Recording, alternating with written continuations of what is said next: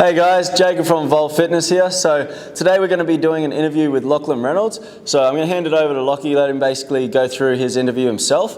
All right, here we go. Cool. Well, thanks for having me in. I'm Lachlan Reynolds. I'm a chiropractor at Chiropractic Life. We've got practices in Casuarina and Palmerston. So I've been up in the territory now 4 years, working on, well, what we do is sort of spinal rehabilitation and helping people reach optimal fitness, really, and optimal health through normal spinal function, nervous system function. A lot of people don't really understand what we do, and so yeah, that's sort of one of the things we like, educating people about health and teaching people how they can be healthy, really. All right, so basically today I'm going to take Lockie through a few questions, and we're just going to get his intake. So the other day, Matt and I had a sit down, and we went through just a few things, just chatting, and we end up going off on a bit of a train, as we always do, and got onto the topic of cortisol, and it was quite an interesting chat. I found I got a lot out of it. So Matt and I sort of brought our side of things in terms of resistance training and nutrition and how that affects stress on the body, obviously cortisol being a stress hormone. But it was really interesting to get a structural and nervous system sort of point of view on that too, and it really opened our eyes to some things just that I'll let yourself go through it, but yeah, really interesting. So we'll start with that, cortisol, if you can sort of relate that to structure and nervous system and everything we chatted about the other day. Yeah, absolutely. So one of the things that we see is it's a condition known as sympathetic dominance, or essentially the sympathetic nervous system's dominant compared to the parasympathetics. When that happens, there's obviously a whole range of things that happens in the body, but one of the things, obviously, blood pressure goes up, blood glucose go up, blood lipids go up, and then cortisol, because it's a stress hormone, has to go up as well.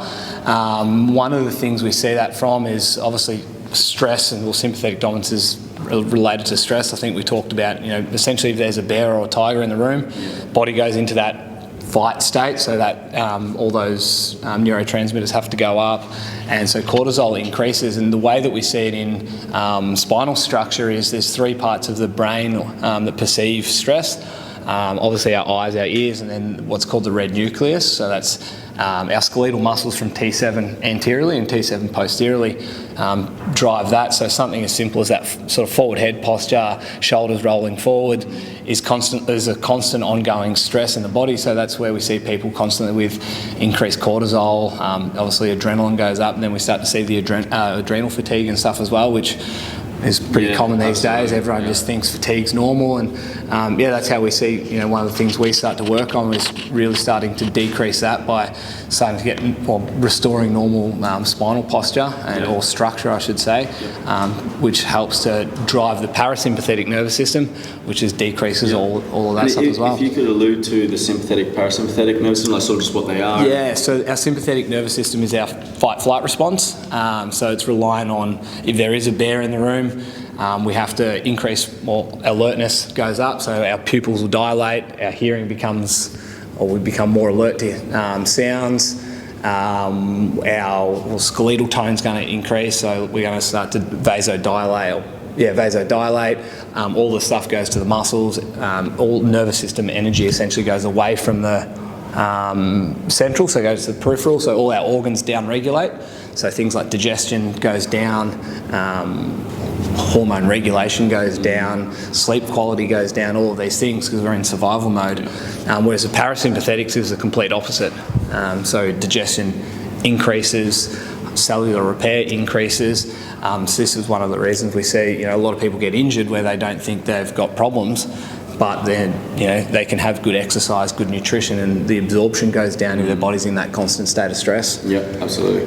I'll allude to that from, I guess, our point of view now in terms of like nutrition and exercise. So obviously, like with the parasympathetic and sympathetic nervous system, so your parasympathetic is to bring you down regulate your heart rate, calm you down, basically put you in a relaxed state, as Lockie mentioned. So if you down-regulate your body, you can sleep better, you can do all these things, so then recovery is better, like you recover better overnight, like we alluded to the nutrition side of things in terms of like you now will digest better, energy consumption's going up, so then you have a better output, you're not as fatigued, all those sort of things. If you can't get into that state, so if you can't regulate that parasympathetic nervous system because you're always stressed, and I think you also alluded to obviously oxygen decreased, if you're in that sort of posture of being in that head forward tilt, everything like that, rounded through, like a lot of us get with office work and things like that we're sitting in those postures all day, 8 hours a day. Now the skeletal system's changed into that position. Okay, we're getting less oxygen in. Obviously, if we're getting less oxygen, the body's starting to become a bit more stressed by that, plus the posture activates that sympathetic nervous system. So now, in that constant state of stress, more cortisol going around the body.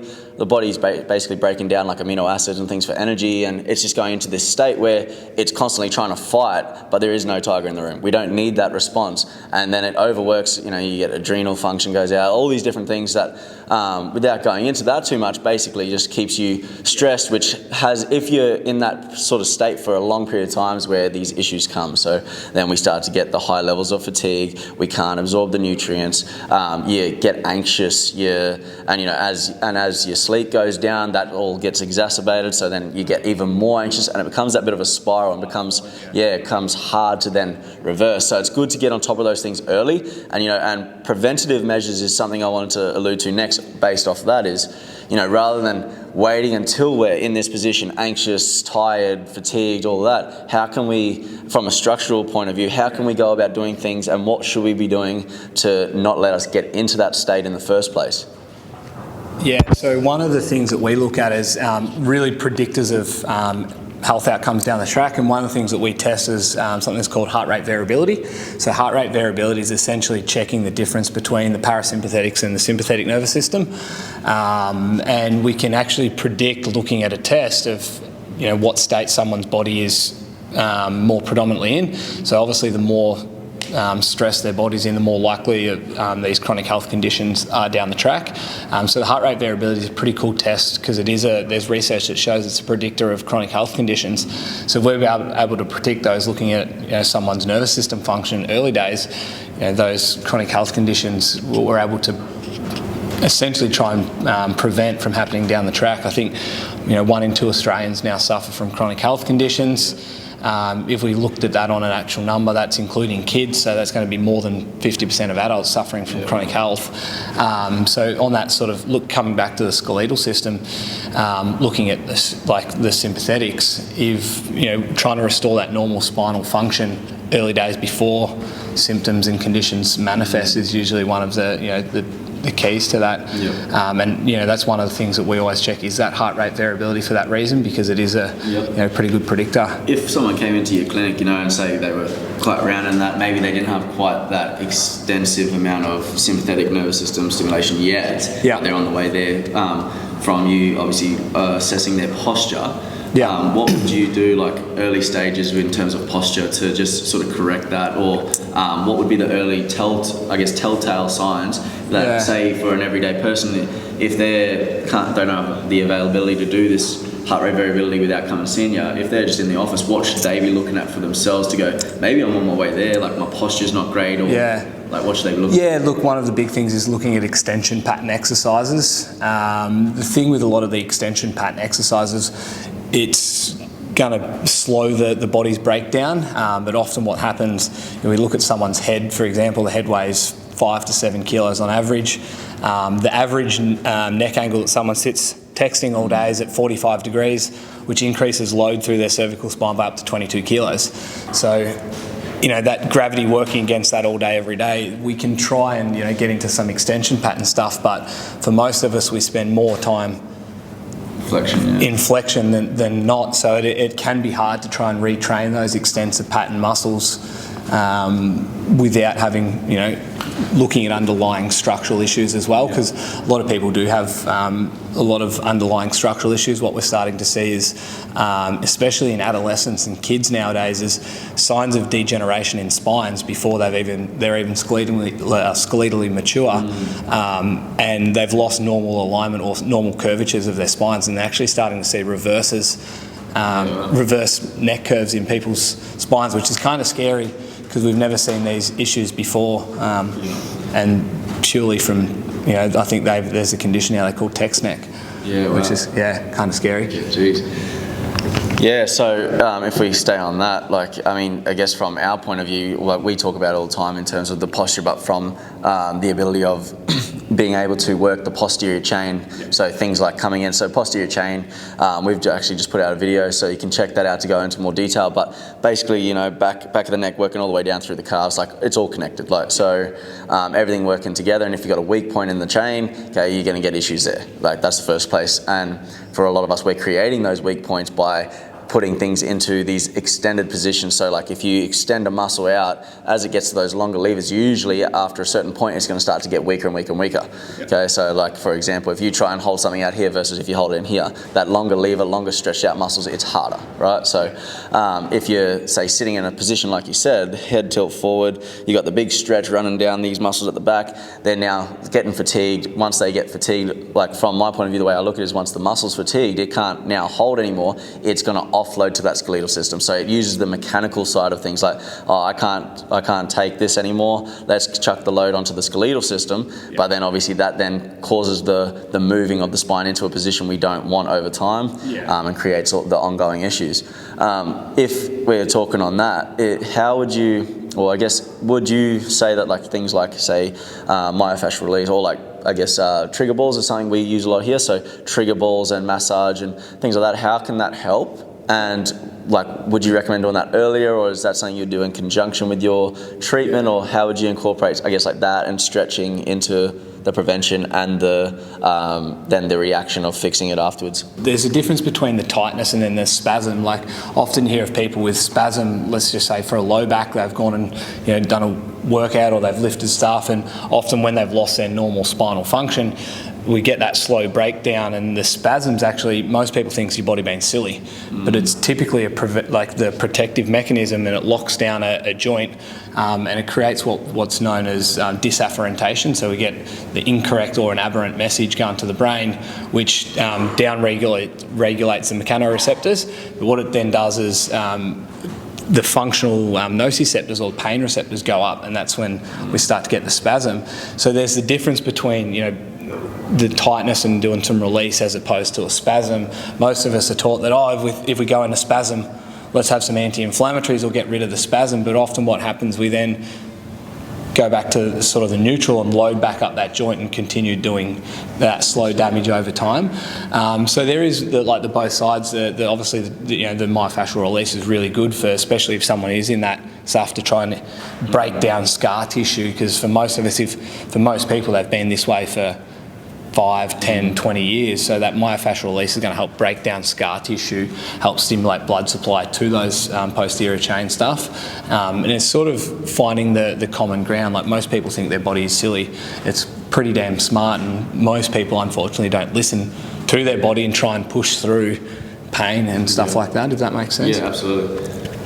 So I think to add on to that, like just in summary so far of some of the things we've said is like, prevention's always better than reaction. So, but unfortunately we tend to be reactive creatures. We wait and push through things, and like we'll get pain, so we modify and we try and keep going rather than just going, okay, something's wrong, let's address that now. We can work around it, and eventually see the ground gets too hot, so to speak, so we get too much pain that we then go, well, I'm in so much pain, I need to do something about it, and then we react to the pain. It's not often that we go, oh, I'm starting to get something there, let's just address it straight away, or go, actually, I don't want to be in that position, let's just prevent it by doing these exercises. Unfortunately, the truth is a lot of us don't do that, but it's a great way to start. If you haven't already, or if you think you're maybe on the way to some of these things we've talked about, like this posture, if you sit at a desk all day, you got a bit of a niggle in your back, or if everything feels really tight, or you just like try and go from this position, try and sit up tall, pull your head back and see if you can. If it feels difficult to do it, maybe you need a combination of strengthening, of releasing, of a structural adjustment to maximize and prevent getting to those areas. So there's a whole bunch of little things there you can do, little tests you can do. If you're coming into the gym, come and have a chat to us about it. We can just run you through a couple of key things, just put you in some positions and see how it feels for you.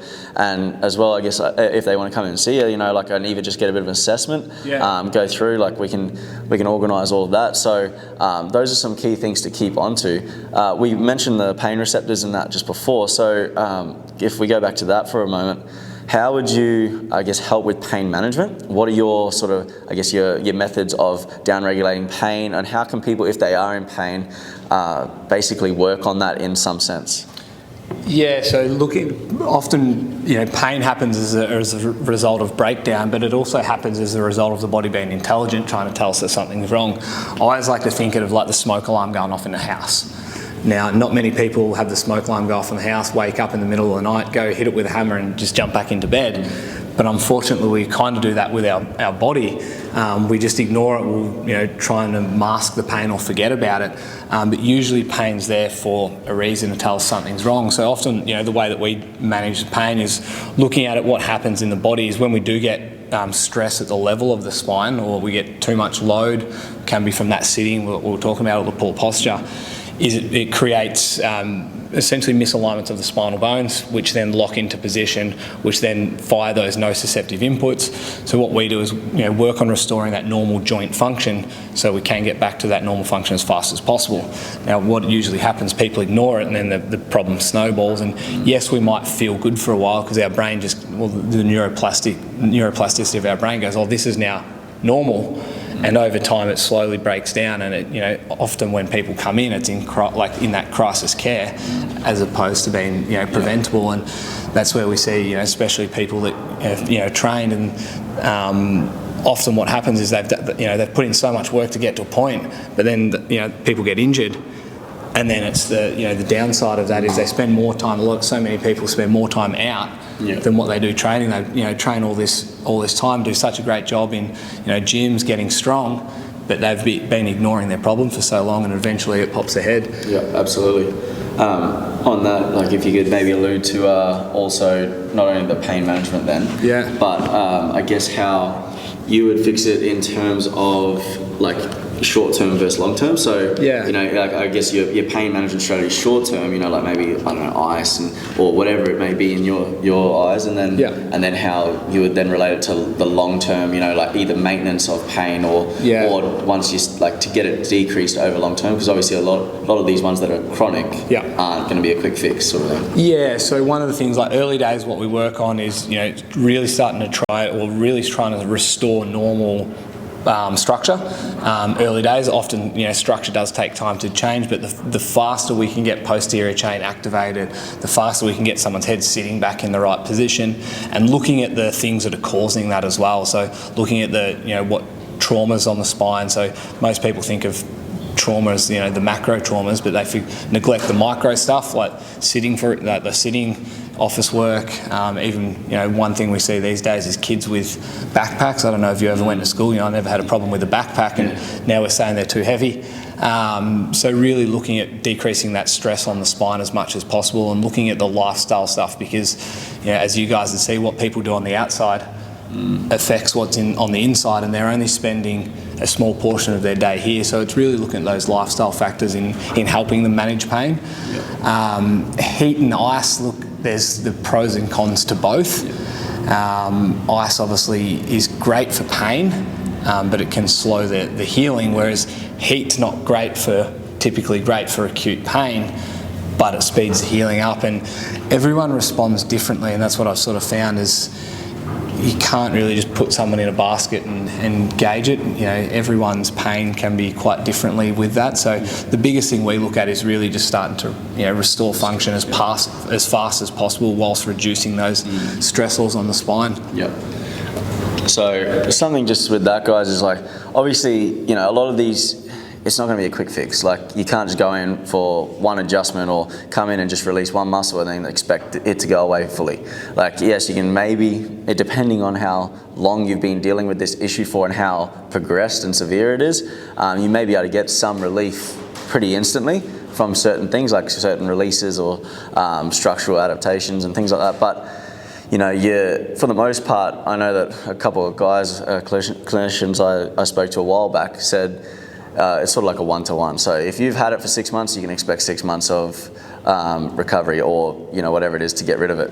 Not always the case, obviously, but a lot of times, depending on the health of yourself, if your nutrition's not on point, if you're not a very active person, your lifestyle or your work environment isn't made to, I guess, move you and help you with your recovery, it may take longer, or it may take that one-to-one. If you're, say for example, like an elite athlete who has everyone working for them, has everything in place to maximize it, then they can probably do it under that one-to-one ratio a lot quicker than a normal person in a normal environment. But you just got to remember, it's not a quick fix, and that's why the prevention side of things is so much easier in the long run. If you can just spend that little bit extra time, 5 minutes a night, on doing just something preventative, whether it be releasing, stretching, just getting up and moving more while you're at the desk. Just doing things like that can help with a lot of issues down the track.